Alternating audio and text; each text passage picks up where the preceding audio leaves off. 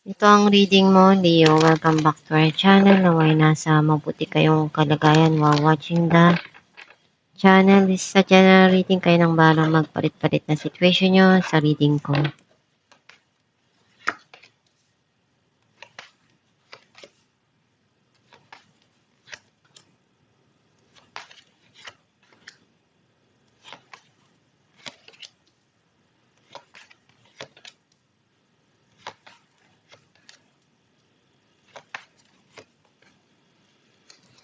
At the bottom of the deck, Queen of Pentacles. I feel like ang nasa-sense ko na energy mo, andun yung iniisip mong mag-invest, either sa business or sa mga mahal mo sa buhay, magbigay ng effort o ng times para sa kanila, and ibigay sa kanila kung ano yung makakaya mo na pagmamahal or attention. Ang mensahe ng card mo, you feel connected pa rin sa mga nangyayari sa buhay mo sa nakaraan, or nararamdaman mo yung obsession and addiction sa isang bagay na nagpapasaya sa'yo ng sobra-sobra. May blessing na darating or ikaw yung magbibigay. Some of you, may regalo kang matatanggap o may minamanifest ka na gusto mong ma-receive.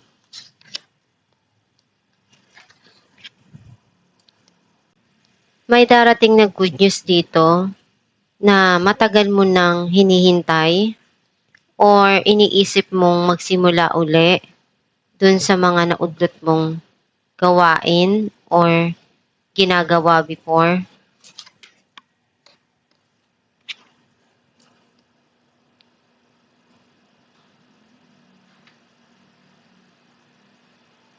Meron kang igagrab na opportunity or sisimulan na bagong project na alam mong malaki yung matutulong nun sa mga ginagawa mo or andun yung passion mo. Masaya ka na ginagawa mo yung bagay na yon.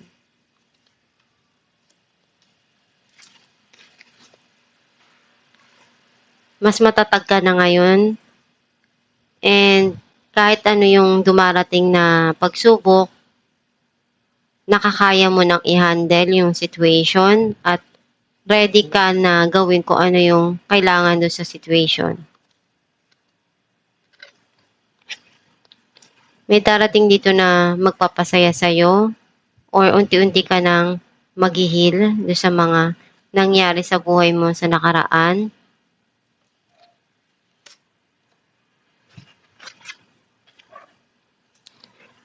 You need to listen to your inner voice or yung intuition mo, or may mga bagay na tinatago mo sa sarili mo or you're keeping a secret kasi alam mong kailangan, or iyon muna yung mahalaga sa ngayon na gawin mo at makakatulong doon sa sitwasyon na meron ka ngayon.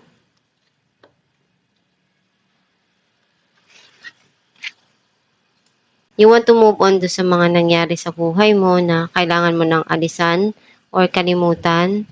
Some of you, may gusto kang puntahan or gusto mong mag-travel.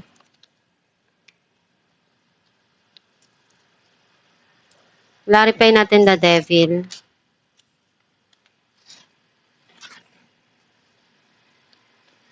Six of Pentacles and the Moon.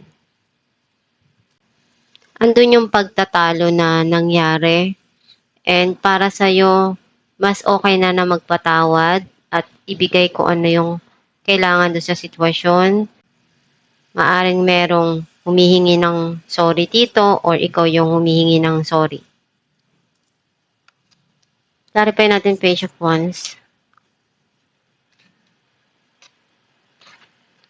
Death and Queen of Pentacles. You're thinking about to invest. Kasi iniisip mo na makakatulong yun para sa'yo at sa mga mahal mo sa buhay. At malaki yung maibibigay na pagbabago nun sa buhay mo. Clarify natin Strength. Eight of Pentacles and the Empress. Very hardworking kang tao. Kasi alam mo sa sarili mo na kailangan mong magsumikap at gawin ko ano yung kaya mo para sa kinabukasan mo. And mahalaga sa'yo na ibibigay mo kung ano yung magpapasaya para sa'yo and do sa mga taong mahal mo. Kasi yun na yung mundo mo eh. Kasi para sa'yo ang pagsusumikap, importante yun. At iyon yung nagbibigay sa'yo ng lakas ng loob. Clarify natin the High Priestess.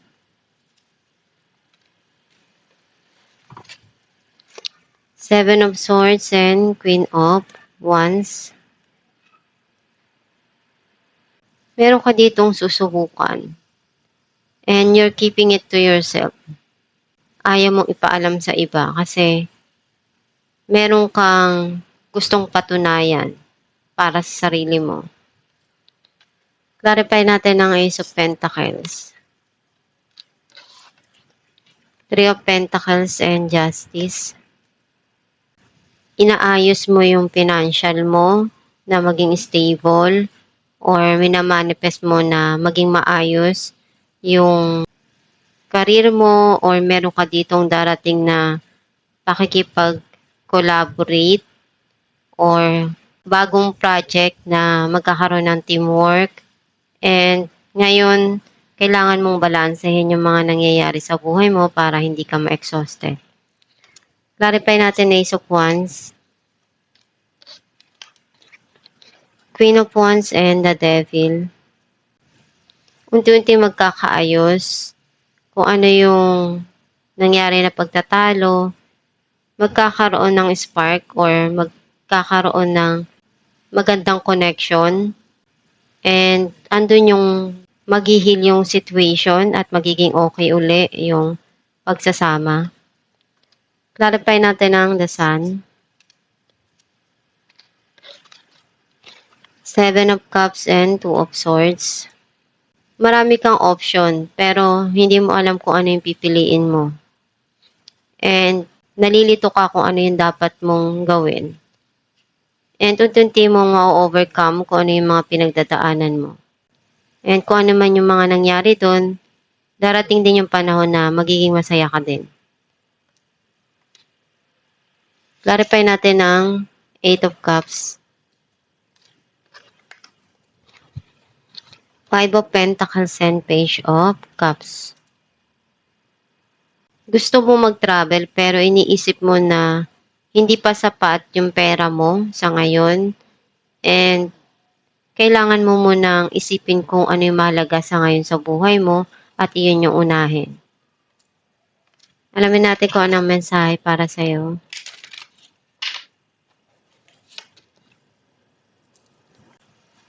My greatest spiritual shifts don't come through force, they come through freedom. Ang mensahe para sa'yo na kapag maganda yung connection mo sa Diyos Ama, maganda rin yung dumarating sa buhay mo. Be positive do sa mga gusto mong mangyari at makamit sa buhay para ma-attract mo kung ano yung outcome na darating sa buhay mo. Basta isipin mo lang palagi na kaya mong gawin at makuha kung ano yung gusto mo. And magpakatatag ka lang sa mga pinagdadaanan mo na pagsubok or sitwasyon, malalagpasan mo rin yan at masusolusyonan mo ng tama. And be thankful sa mga nare-receive mo at binibigay sa'yo. Kahit ano pa yan, maliit man o malaki ang mahalaga, may natatanggap ka at nakakaya mo na masolusyonan kung ano yung mga nangyayari sa buhay mo. And one day kung ano yung goal mo, ma-achieve mo rin yan. Basta pag sumikapan mo ng palagi at makukuha mo rin kung ano yung gusto mo. At itong yung reading, hindi ko nakaresonate ka, kindly comment down below. Thank you for watching.